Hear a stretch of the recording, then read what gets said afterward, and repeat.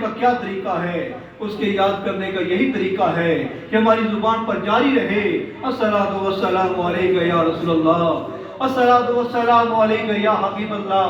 اور ایک بات بھی ذہن نشین کر لیں کہ یہ بھی نہیں ہے کہ ہم درود پڑھیں گے تو سرکار کے درجات بلند ہوں گے، نہیں، ان کے درجات تو کس طرح بلند ہو گئے ہیں؟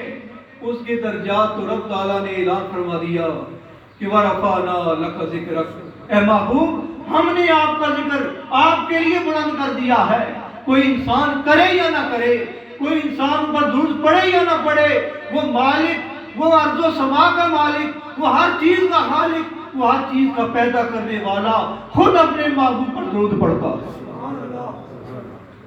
اس لیے کسی لمحے ہمیں انہیں نہیں بھولنا چاہیے۔ پھر سرکار دو عالم صلی اللہ علیہ وسلم نے ہمیں خوشخبری بھی دی۔ آپ نے ارشاد فرمایا کہ میرا وہ غلام جو دنیا میں مجھے کثرت سے یاد کرے گا، کل قیامت کے دن میرے نزدیک اس طرح ہوگا جس طرح یہ دونوں انگلیاں ملی ہوئی ہیں۔ غور تو کیجیے، اس سے بڑا انعام اور کیا ہو سکتا ہے؟ وہ دن جس دن کوئی گھٹنوں تک پسینے میں شرابور ہوگا، کوئی کمر تک، کوئی کنوں تک، کوئی چہرے تک پسینے میں ڈوبا ہوا ہوگا۔ اس دن اگر کریم آقا صلی اللہ علیہ وسلم کی قربت نصیب ہو جائے تو اس سے بڑا فضل اور کیا ہو سکتا ہے؟ اس لیے وہ ذات جو ہمیں کبھی نہیں بھولی، کبھی نہیں بھولی، اسے ہر وقت ہمیں یاد کرنا چاہیے، ان پر درود و سلام پڑھتے رہنا چاہیے۔ حضرت عائشہ صدیقہ رضی اللہ تعالیٰ عنہا فرماتی ہیں کہ میں نے دیکھا سرکار دو عالم صلی اللہ علیہ وسلم جنت البقیع میں، بقیع قبرستان میں آپ تشریف فرما ہیں، اپنے ہاتھ بلند کیے ہوئے ہیں، اپنی امت کی بخشش کی دعا کر رہے ہیں۔ میرے بھائیو، اسی لیے اہل سنت و جماعت اس دن رات کو قبرستان میں جا کے فاتحہ پڑھتے ہیں۔ یہ سرکار کی سنت ہے، سرکار خود تشریف لے گئے ہیں، اس لیے امت کے لیے بھی یہ سنت ہے کہ رات کو قبرستان جاؤ، وہاں جا کے ان کے لیے فاتحہ پڑھو، اللہ تعالیٰ کی بارگاہ میں ان کے لیے مغفرت مانگو۔ یہ رات بخشش کی رات ہے، یہ رات مغفرت کی رات ہے، یہ رات اس مالک کے کرم کی رات ہے۔ جو کچھ بھی مانگو گے، اپنے لیے مانگو گے، کسی دوسرے کے لیے مانگو گے، وہ تمہیں عطا فرما دیا جائے گا۔ میرے بھائیوں، بزرگوں، اسی لیے ہم کیا کرتے ہیں، بلکہ سرکار دو عالم صلی اللہ علیہ وسلم کا حکم ہے۔ امام سنن ابن ماجہ میں حدیث پاک موجود ہے، حضرت علی کرم اللہ وجہہ الکریم آپ حدیث پاک کے راوی ہیں۔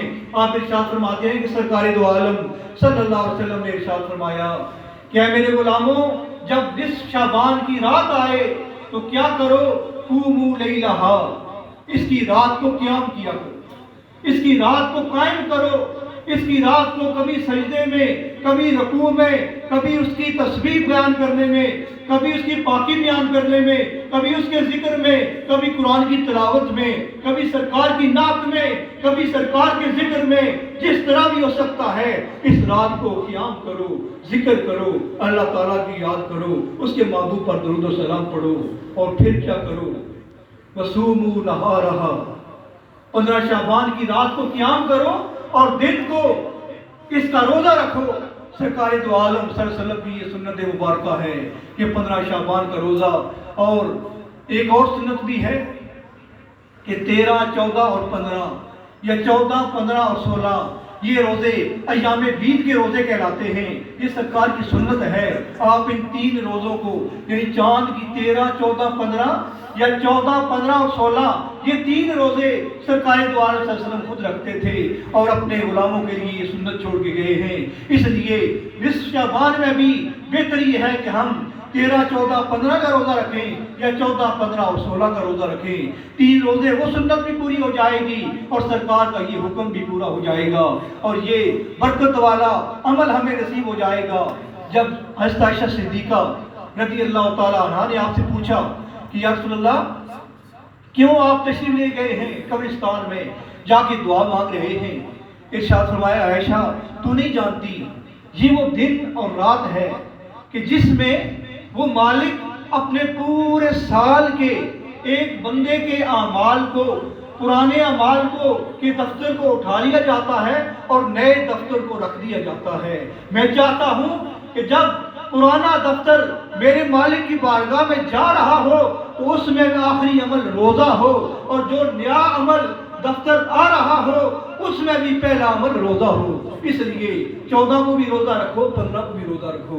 سرکار دو عالم صلی اللہ علیہ وسلم کی سنت بھی ادا ہوگی، اور جب تمہارا یہ رجسٹر اللہ کی بارگاہ میں کھلے گا تو آخری عمل روزہ لکھا ہوا ہوگا، اور جب آئینہ سال والا کھلے گا تو پہلا بھی روزہ ہوگا اور آخری بھی روزہ ہوگا۔ اور اللہ تعالیٰ کی ذات کا یہ اعلان ہے کہ یہ روزہ یہ جہنم کی آڑ ہے۔ جب ایک آدمی کو جہنم لے جایا جا رہا ہوگا، جہنم کے دروازے پہنچ کے روزہ اس دروازے کے اوپر کھڑا ہو جائے گا۔ حدیث پاک میں آتا ہے کہ روزہ شفاعت کرے کہ مالک اس بندے نے تیری رضا کے لیے روزہ رکھا، تیری رضا کے لیے اس نے نہ کھایا نہ پیا، کوئی غیر شرعی فعل اس نے نہ کیا، پورا دن یہ بھوکا پیاسا رہا تیری رضا کے لیے۔ اے مالک میری سفارش کی اس حق میں قبول فرما اور اسے جنت رسید کر دے۔ مالک روزے کی سفارش کو قبول فرمائے گا اور اسے جنت رسید فرما دے گا۔